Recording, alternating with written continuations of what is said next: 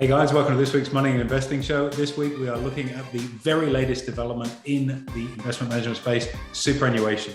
The name and shame of those funds that have underperformed, haven't delivered for their investors. Finally, they're going to be forced to face the music. Plenty to take out of this episode. Hopefully you find yourself on the right side of the ledger. Check it out right now. See you in the show. Hey guys, welcome to this week's Money and Investing Show with me, your host, Andrew Baxter, and as always, my offsider and co-host, Mitch Laurential. Hey buddy, how you doing? Good, AB. Good to see you again. What's going on? Nice and busy? Nice and busy and enduring lockdown like so many people right now, actually getting used to this working from home. I'm missing you guys. Pining, I think is the word. Well, we aren't missing you, but in the essence of today's topic, while you've got plenty of time to think at home, thinking about your future is certainly one of those topics that would come to mind. In particular, today's topic of conversation, AB, is superannuation. We've just seen the report come out on your super, your future, and quite some scary statistics in there. Let's break it down. Very, very sobering reading. And this is actually a wonderful piece of new legislation that's been introduced for the benefit of everybody. APRA, which is the Australian Prudential Regulatory Authority, their job is to oversee and manage the superannuation industry as well as the banking sector. And one of the new mandates that they have is to do an assessment of your government super, your superannuation fund, and to evaluate the performance of that. And the really cool thing about the legislation now is that if you are a fund and you underperform based on the benchmarks, which I'm sure we're going to talk about, you will be obligated to contact your members, your investors, and say, we're doing an appalling job of managing your money. Do you still want to keep your money with us, or would you prefer to go to somebody that's reasonably competent at it? And we know just from reading the report quite recently, there's quite a number of institutions that are unfortunately going to have to make that hard phone call or email. But parking that to the side for a second, AB, before we jump into numbers, let's talk about how that's actually structured. So your future, your super, what is it? What is my super? So my super, traditionally my super is where your default superannuations go to. So, let's say you're working as a glassy during the uni holidays. That superannuation contribution that's made by your employer would go to what's called your default super, which is particularly what this survey is aimed at. And this is very, very important to understand for a couple of reasons. Within the superannuation space, and this is an area we could spend hours on, and is one that I'd probably invite some of our financial planning team very specifically to talk to you about. You can look at on a couple of levels. There's self-managed super, which is where you effectively are the trustee and responsible for making the decisions and the management of your fund. Typically, that's something that you need to have over a certain asset amount to make commercially viable.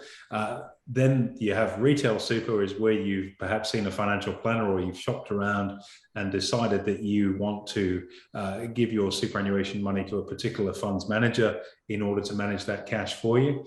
And then there's the default super, which is the one if you haven't nominated somewhere where your employer by default puts their superannuation contributions on your behalf.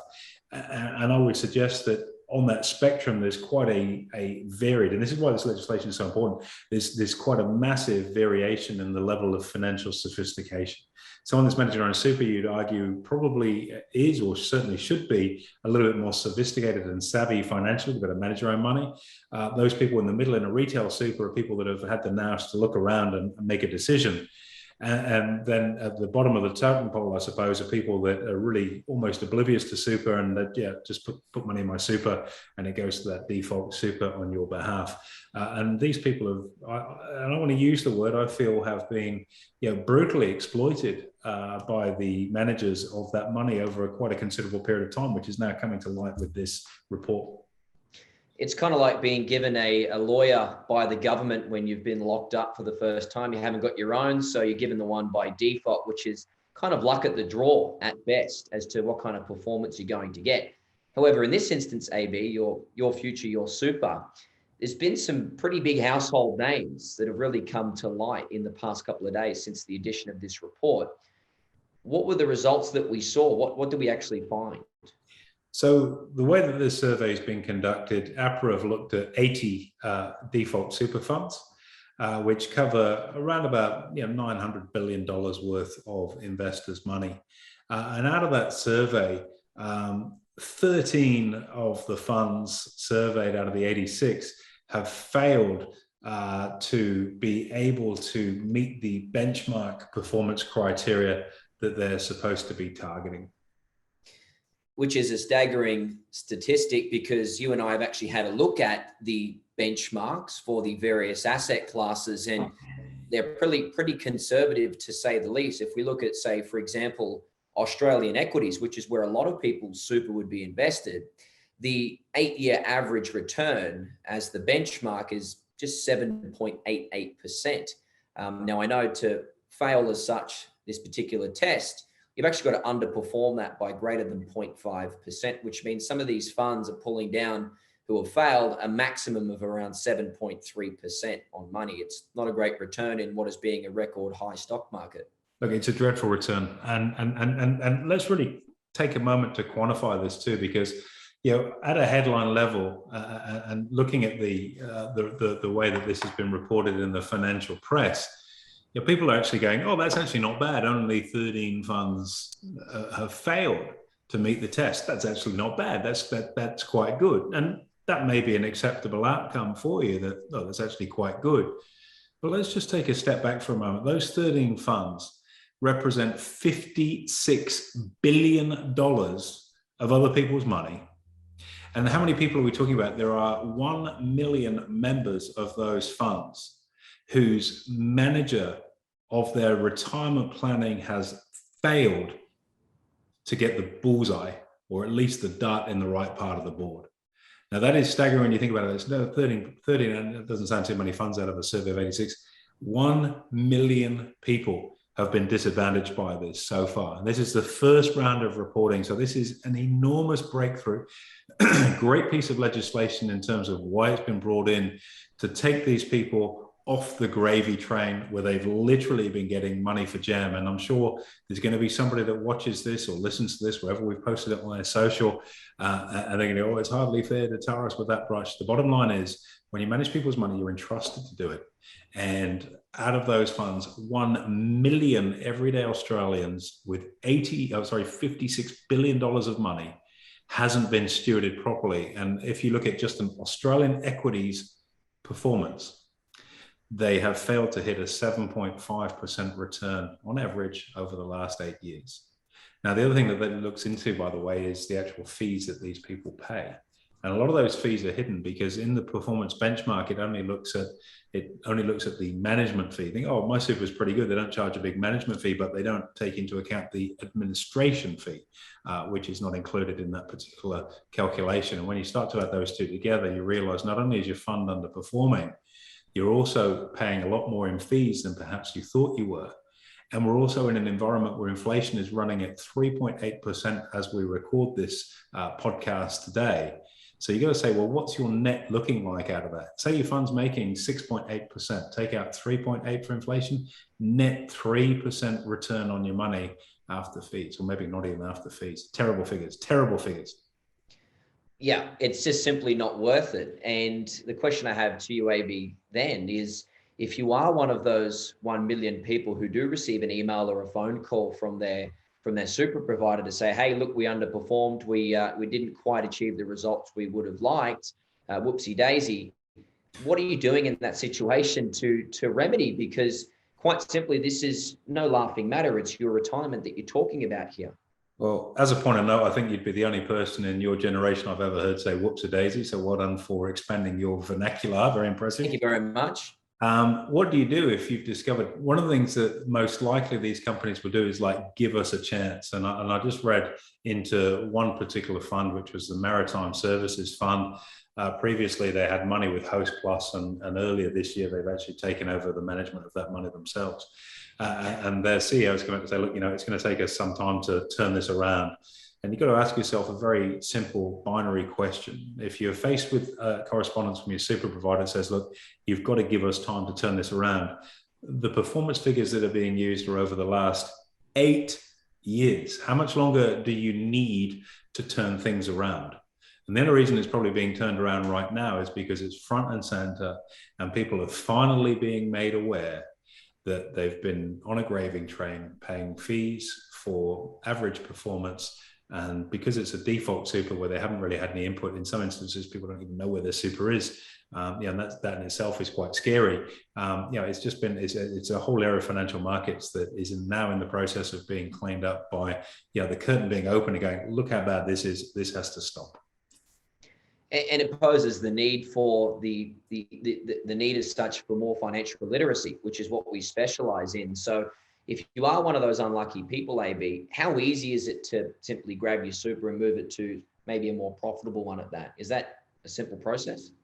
It's not as complex as people would think. And, as someone that's been an advocate for financial literacy for over 20 years now, and really at the vanguard of this industry, educating people on how to make better financial decisions, this really strikes a chord with me. The curtain's been lifted. People can see it for what it is, and now they can be in a position to take action. But what should you do? One of the key things that the My Super product has been about doing is helping consolidate people from having superannuation all over the place. And if you've had like 2 or 3 different summer jobs with 2 or 3 different, I keep reverting back to it like a uni holiday, because that's a very, very good example where you might be working casually for multiple employers over a short period of time, and probably at a time in your life where thinking about retirement is so far down the line, it doesn't even register for you. So it may be that you've got 2 or 3 or 4 different superannuation funds that have got little bits of money in here and there, and you think, well, that's okay, they're all there. The challenge you've got is on the fees, because each one of those supers is probably, or almost certainly will be paying a life insurance premium for you. Now you think, well, I've got 4 lots of life insurance, that's good. No, because only one of them will pay out. So you're paying for something you're never going to get access to. So I guess step number 1 is to be able to consolidate all of your super into one place, which is what the My Super legislation really, to all intents and purposes, has been designed to do. So you have a default fund where all of your other bits and pieces have been sucked in, put into that fund, and now at least they're in one place, making it a little bit easier to manage. The challenge is, if your default fund is one of these underperformers, your money's been sucked into something that's just really not working that well for you, which is sort of the opposite of what this is all about. So step number 1 is get your super consolidated, and we can certainly assist. Step number 2, once you've got that amount worked out, look at what your alternates are. And I do suspect that you're going to find that out of this survey, one of the bigger beneficiaries are going to be retail super funds, which is where, as the investor, you can go, okay, I'd like to invest in XYZ's Australian equities fund, or XYZ's international equities fund, or this bond fund run by a different fund manager, and you have that choice as to where you want to put that money. That is a very confronting place to be. There's a lot of paperwork that's involved with that, and there's also a requirement to have a basis for picking where to park your cash. And then one of the obvious things that people are going to look at is, okay, well, what's the performance of that fund? Understand, past performance is no guarantee of future performance. Maybe it might be for 13 of the companies that have failed the APRA survey. But the bottom line is, past performance, no guarantee of future performance. So you don't want to just base it on a very short time frame. You need to match the asset class that you're investing in with your risk appetite. And it's very, very easy to sort of go off piste and chase returns that are just not suitable for you. And let's give an example of that. If you're 22, 23 years old and you're in your second job, and you're wanting to grow your wealth, and you've got a fairly tolerant attitude to risk, going into a bond fund or a cash fund is not the place for you. It's not going to give you what you want. And likewise, if you're in that transition to retirement stage where you've built up your nest egg and you're starting to phase into assets that are perhaps less growth orientated and a little bit more conservative or more income producing, being in a emerging markets equity plus leveraged fund probably isn't the place for you either. So it's about being able to park where you should be in the right place. And again, having a conversation with one of our financial planning team is probably a good place to start, because we can go through, and part of our exploration process, what's called a fact find, is to discover, and oftentimes it's not just for us to discover, but it can often be for the investor to discover, what actually is their attitude to risk. And this can vary within a relationship between a husband and wife. You could have quite a reasonable age gap difference, as I have with my wife. She's substantially younger than me. So as we both get older, her risk profile and mine are going to change. And if you're managing a basket of assets, it needs to be something that's appropriate for both of you. These are all things that financial planners can help with, and we can certainly do that. You can reach out to us via australianinvestmenteducation.com.au or via our social feeds, and we can set a time to start this conversation running. And it's very, very hard to have this conversation one-to-many. We've got thousands of people watch this and consume this information. Everybody's set of circumstances is going to be unique, not just in terms of their attitude to risk, but what their expectations are from markets, how hands-on or hands-off they want to be, and so on. And I think also, looking at this, I mentioned that retail super will be a big beneficiary of this APRA report, but I also think the self-managed super industry will as well. Self-managed super is a brilliant asset class, and it's one that seems to be out of reach for so many people, purely and simply because they don't know how much you need to get started realistically with a self-managed super. Because if you look online, you'll find it very hard to find. Have a chat with one of our financial planning team, and we will give you the hard figure that we hold as a baseline, as a minimum to invest with, which is important to understand. It gives you some clarity. And if you've got more money than that in your super, the costs of running a self-managed super have come down quite considerably. It's much more cost effective now, and past a certain flexion point of assets under management, it's a no-brainer to do that. You've got more control, more choice, and great asset protection. It's an intergenerational tool to have. Here's an interesting stat for you. The biggest self-managed super in Australia, any idea what it is? $544 million. So the big end of town use this as a asset protection tool. It's tax effective. So, for someone that's just started work, retirement and super, it's boring. It seems so many million miles down the line. Why would you think about it now? It's something you do have to review, because the sooner you get on it and the sooner you get it under control, the sooner you can get to retirement. Now, retirement isn't stopping work and getting ready to die. It's about buying your time back and being able to stop work and spend your time doing what you want to do. It's freedom day, not retirement day. And that's very, very important to understand as well. Yeah, it's some great points to make there, AB, and it poses the overarching premise that we always stress is to be in control of your money. Now, one thing that you typically would advocate, most broadcasts, it wouldn't be a podcast without talking about the all famous date night with your money. The date night with your money, it may be a good place to review some of these things and investment decisions that you are making. To cap off our broadcast, AB, what's a date night with your money? And if you're talking about super, what should it include? Okay, so for many people, this review, when they receive the letter unsolicited in their post from their super provider, they're going to go, well, what's this? How come I didn't know about this before? And unfortunately, as I say, I've been an advocate for financial literacy and a leading exponent of that for a long, long time, over a couple of decades. And most people aren't necessarily aware of what their position is right now financially. And you could have the best roadmap in the world to get somewhere, but if you don't know where you start on that journey, it becomes a very, very difficult process. So rather than look on the basis of getting this letter from your super provider once a year, one of the things that we actively encourage, as you rightly say, is something called date night. We cover this within our money and investing journal system. If you don't have one of our journals, find out how to get one. It's going to help you really get your time under control and be clear on what you're trying to do. Specifically, every month to sit down, not with your money because it's an inanimate object, but look at where you are. How's the performance of your investment gone over that month? Have you saved? Or have you spent more that's come in the door? Have you chipped down the mortgage? Have you got some money into your investing account? How do you trade to look over that period of time? What's been going on in your super?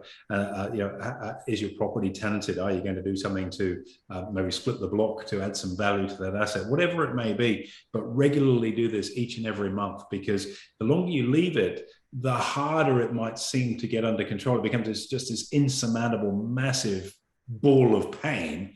Whereas if you look at it regularly, it's just little bite-sized chunks every month. You just chomp out another one, another one, another one. You get this whole thing on track. And that's how you become financially free. That's how you become financially stress-free. It's how you get your investing under control. It's how you have a quality of life in retirement. And these moves by APRA, and I'm such a huge advocate for what's gone on here, are fantastic. It is a name and shame, the people that are not delivering for their investors' future. And those investors, as I said right at the start, you could argue, and oftentimes are the most unsophisticated people or the least sophisticated people in the marketplace. So they have been exploited to a large extent. This will light a candle under the industry. It is a game changer. And hopefully what it does from a financial literacy point of view, for those million people that have been negatively impacted by their funds manager underperforming what is a pretty average benchmark, it's going to shape them into action to say, this is not good enough. I could do this better, or I can find a place to get my money working harder for me. And that is a huge, huge move, which I see as being a massive positive for just about everybody. Nice one, AB. Great advice and even better commentary. I think that's a nice little ribbon to put around this episode. 13 out of 86 underperforming. What is an average benchmark is staggering. $56 billion put to sleep on behalf of 1 million, I'm going to say this, unsuspecting investors that trusted somebody to do the job for them, and they haven't. Well, AB, all the more reason, reach out to our team, chat to our financial planning division. Hopefully we can supersede those returns well and far beyond most people's expectations. Absolutely. Cheers, AB. Thanks very much. Anytime. Pleasure, Mitch. Thanks. There you have it, guys. Make sure you like, comment, and subscribe. And of course, hit the notification button to find out exactly what we're up to. See you next week.